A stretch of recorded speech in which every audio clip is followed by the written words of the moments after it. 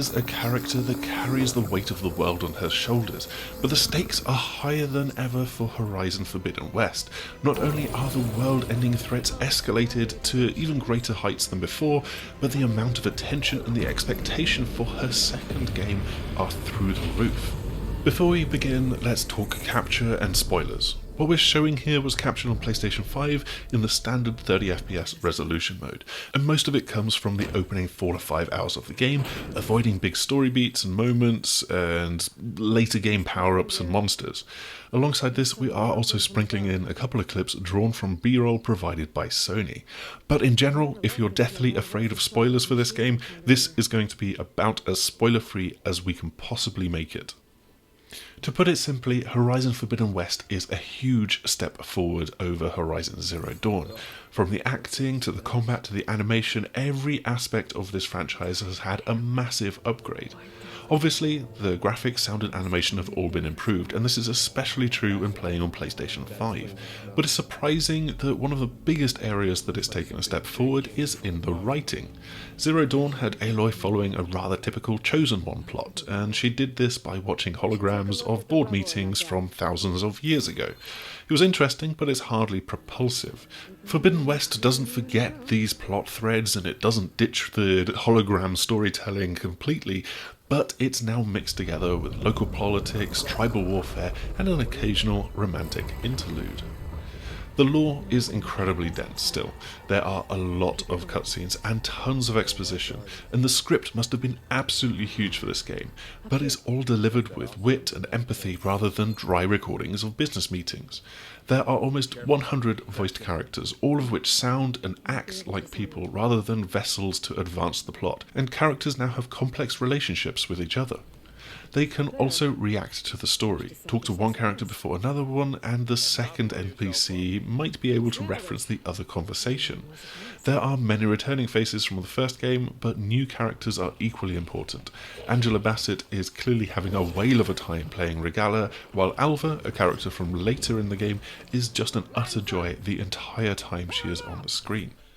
Aloy herself has grown considerably in the 6 months since the conclusion of Zero Dawn, and has evolved from being a blank-faced teenager to a right sassy pants with a little bit of a potty mouth.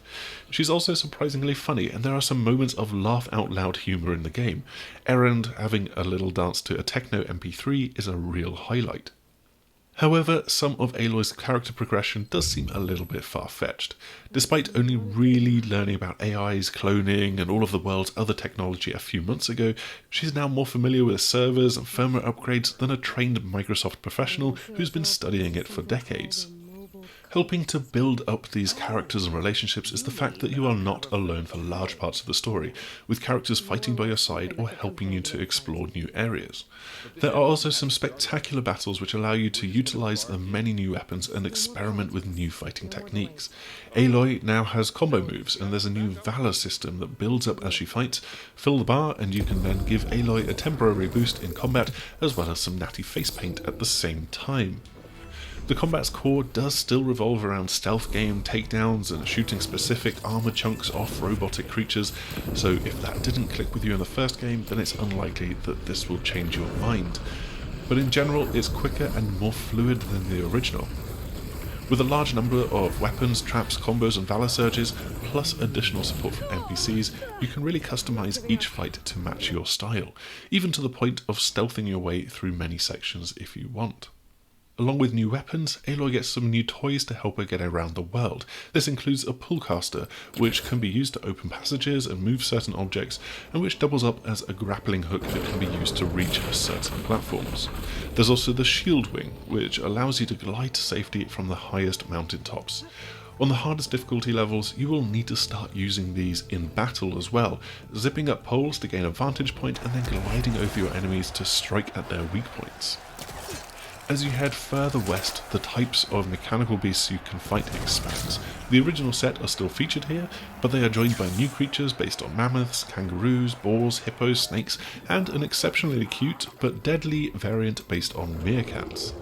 The number of parts that you can rip off the creatures has also increased, expanding the complexity of the crafting options by needing specific parts from specific machines.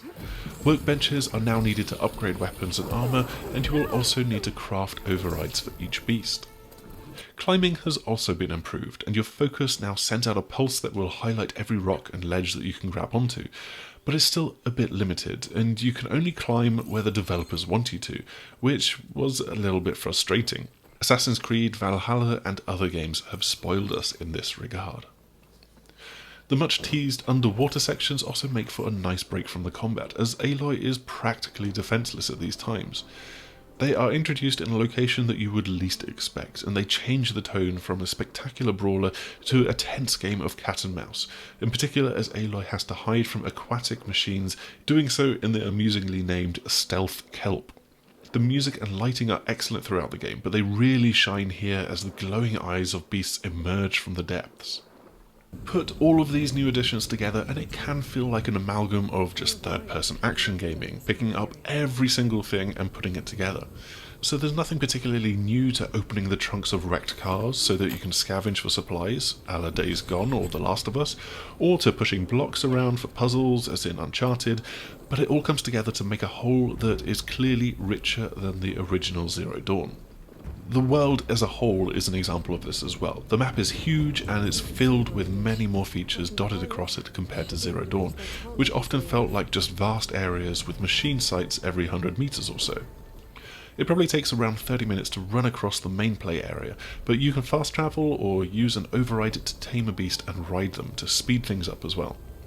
There's also new collectibles, plants to harvest for cooking that gives you stat boosts, hologram puzzles, secret areas, fight pits, racing, ancient buildings, and so much more to discover.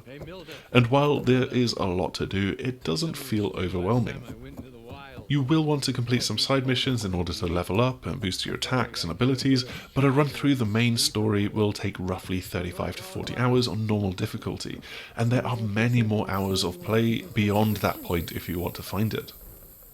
The amount of accessibility options are also impressive, and they will open this game up to many more people.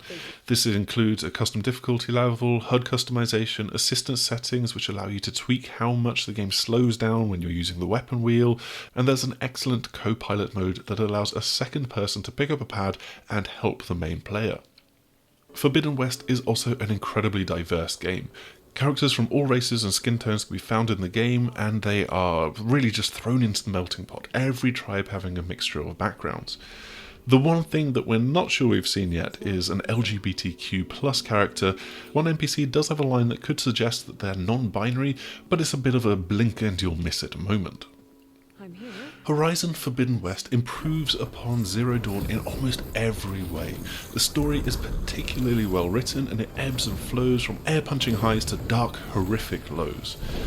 Like the later Jurassic Park movies, it does suffer a little bit from the fact that we've seen these massive robot dinosaurs the size of a bus already, so the wow factor is a little bit reduced. And there's also the fact that the puzzles, the crafting and the RPG elements could have been lifted from any number of games. Even so, this is a spectacular Robo-Beast smackdown, thoroughly enjoyable to play and a fantastic way for PlayStation 5 and PlayStation 4 players to kick off 2022. That is all for our review. As I said at the start, we've been capturing this on PlayStation 5 in the quality mode. If you want to see how it shapes up on PlayStation 4 and in the performance mode, keep an eye out from a video coming soon that dives into the performance. Before you go though, make sure to like, subscribe, do all of the usual YouTube things, and hopefully we will see you again soon. Goodbye!